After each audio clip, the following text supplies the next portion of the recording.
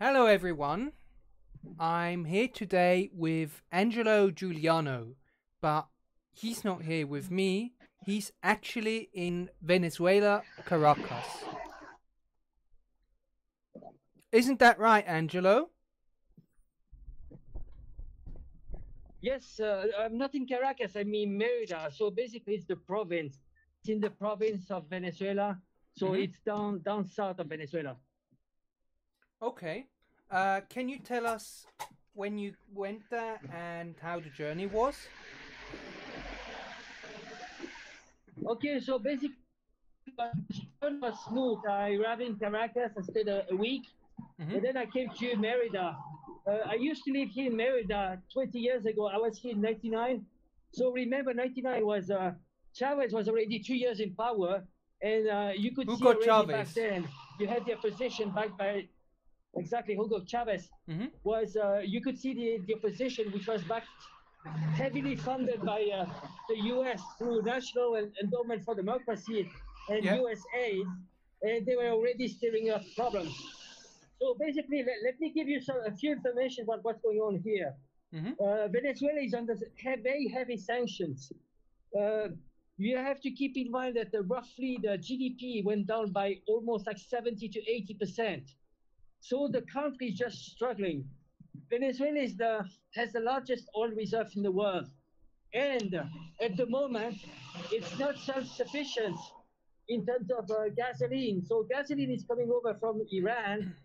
And what the US is doing is randomly actually seizing tankers. So now, to give you an example, for people that want gasoline, you have to queue for 12 hours to get gasoline and maximum 40 liters. So it's just, it's barely surviving. We have power cuts all the time. Last night we had 5 hours power cut. I was at a dentist. I was taking care of some cavities, and basically halfway we had power cuts. So my cavity now, I have to go back tomorrow morning because it's half done, So it gives you an idea. People are just going on the day to day. And what about hospitals? How is that with hospitals? For health issues, when it comes to hospital, there's not too many problems. We have vaccines coming from China. No, I mean electricity. I guess hospital, they probably have generators. Ah, okay. Probably so they have backup power. They must have backup power. So let me give you a few key information about what Maduro is doing right now.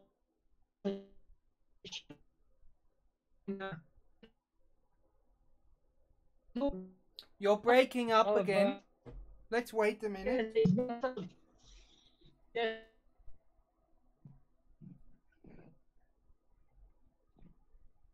Is it better now? Yes, it's better now. We can hear you again. Okay, so the Maduro government, Maduro is the successor of Hugo Chavez. Yeah. And these days he has talks with the opposition in Mexico. So on the next election in November, the opposition should participate. But the problem is that Maduro is making a lot of concessions. Basically, he's dropping his pants in front of the US and the IMF. So in order to get like a $5 billion US loan, he will have to liberalize few industries. And basically, he's actually entering what... you mean what Vietnam had to do? How Vietnam had to privatize some things in order to get an IMF loan?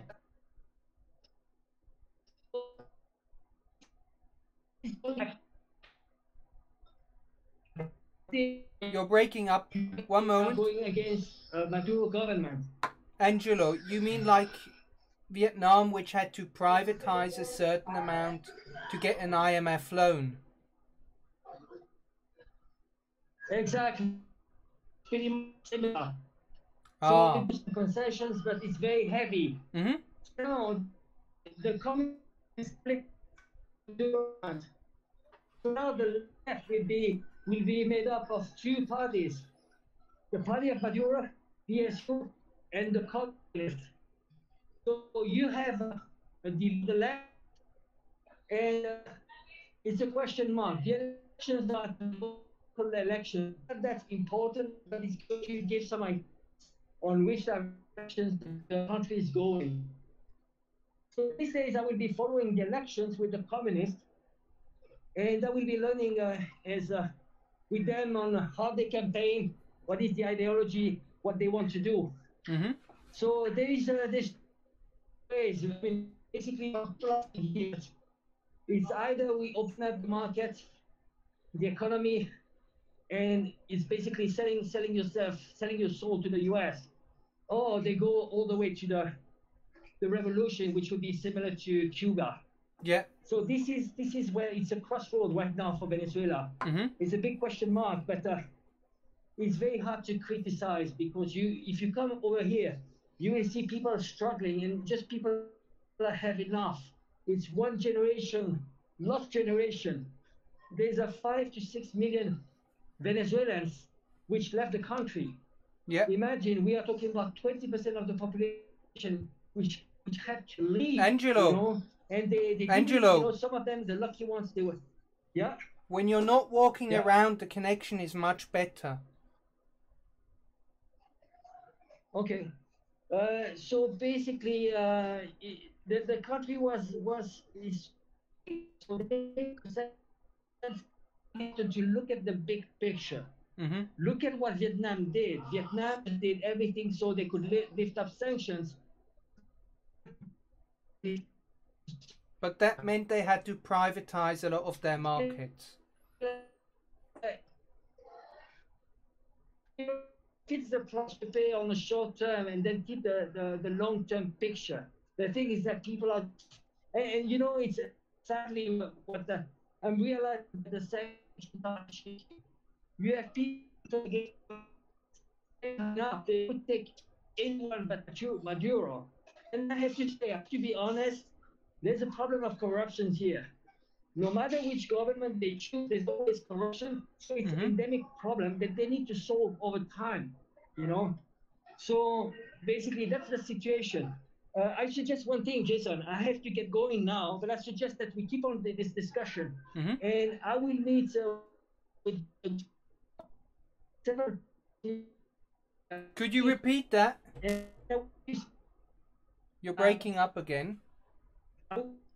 The communist local party is here, and I'm able to give you more information on how they are organized and what is the strategy. Could you repeat that, Angelo? You were breaking up a bit. All right, man. Who are you meeting? I will be meeting with local communist party members here, and I will be following them, and I will be learning more what is the communist party, what they do. I mean, what's the next step. So I will. Well, I guess we lost him. I think he'll be back in a moment. Meanwhile, I can say, yeah, in Vietnam, they had to privatize a lot in order to get an IMF loan. The IMF loan, before you get it, you need a certain amount of privatization in the economy, for instance, in the health service and stuff like that. And only if you have that, then you can get an IMF loan. And so it seems similar, Venezuela had to do that. I'll check quick if he's here. One moment. Nope, he's still not here.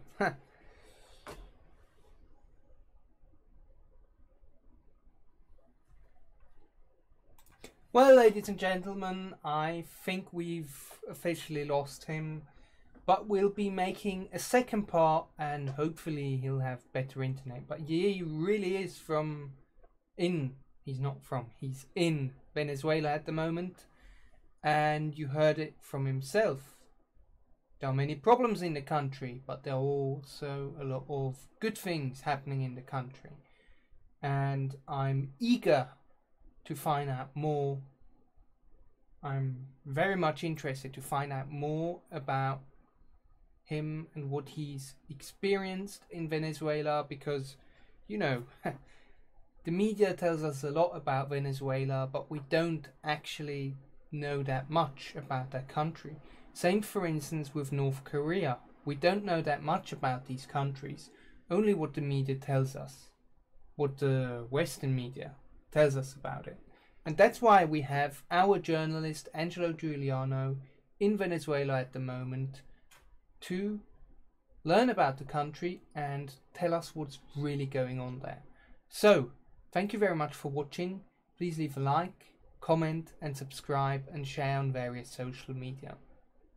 Good night.